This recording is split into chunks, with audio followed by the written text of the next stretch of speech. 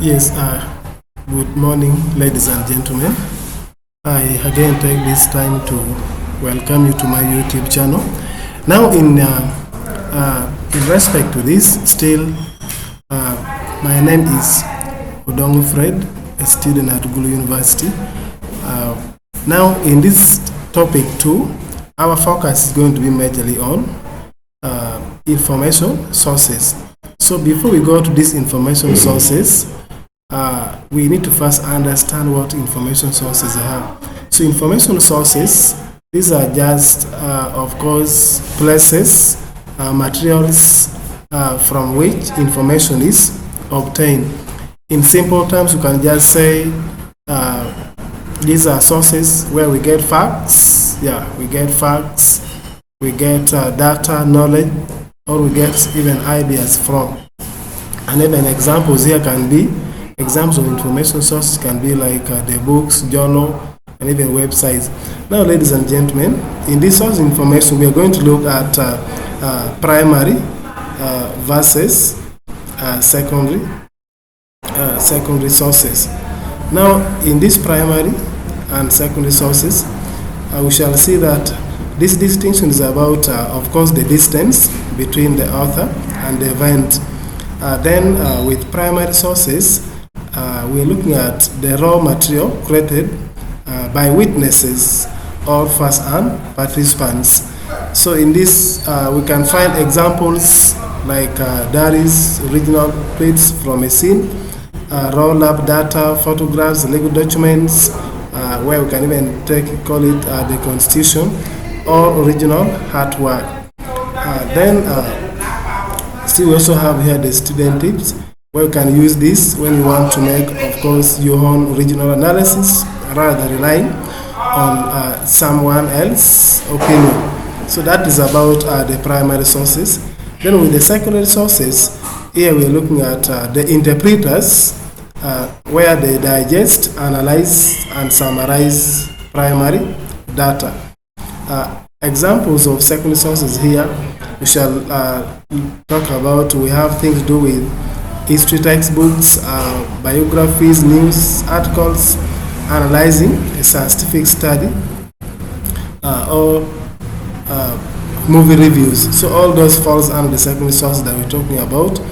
Then under the student table here, of course, we can use this to get a big picture view or to see what experts say about the topic.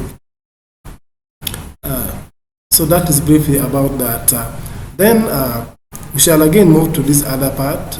Still, we shall also again look at the scholarly. Under this other source, again, we shall look at the scholarly versus popular sources. So with scholarly sources, here we look at, of course, academic or peer reviewed. Then these are just written by experts. As the name suggests, scholarly, these are just written by experts for experts. Their primary goal is to share original research and contribute to a specific field of study. Then, under authorship, of course, we have this one written by researchers like professors or scientists who are experts in their field. Credentials like PhDs are usually listed. Then the peer review process, this is the gold standard, of course. Before an article is published, it is reviewed and critiqued by a panel of other experts to ensure the methodology and facts are sound.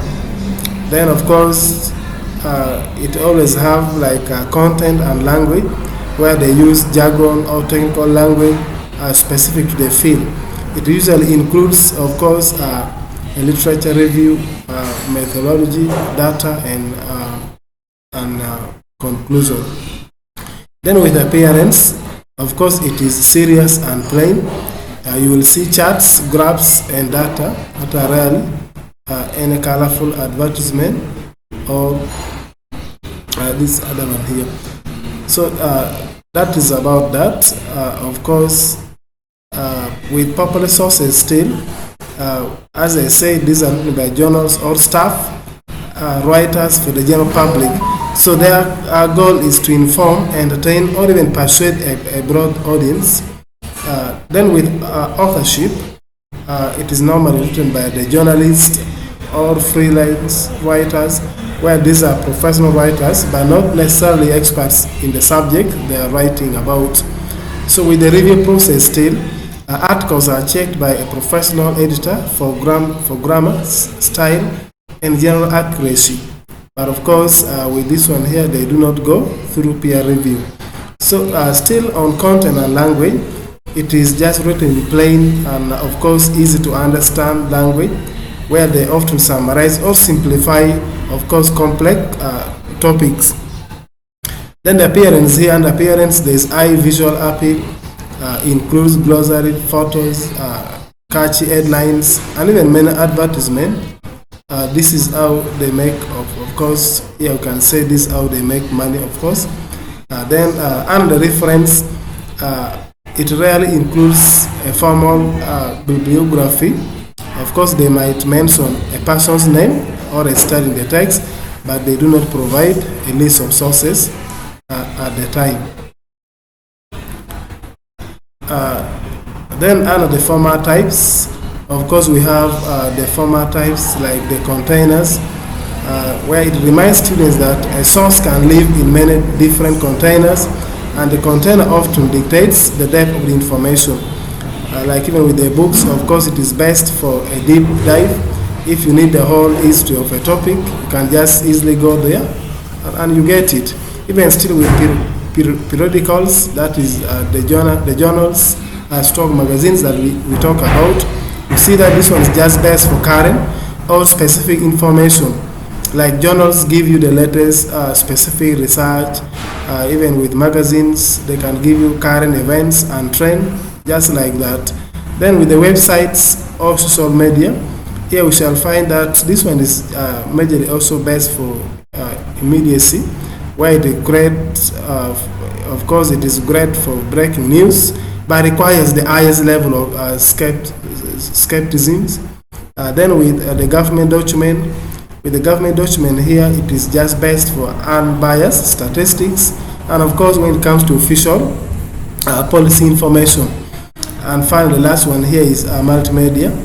So under this source, of course, podcasts and videos can be great primary or secondary sources, but they added to the fact check, which is quickly than the text. Thank you so much, ladies and gentlemen. So briefly, that is what we feel we are going to share majorly about this information sources. I believe we shall still understand as you follow me here, but don't forget to subscribe to my YouTube channel so that we can move together. Thank you so much. Have a blessed day.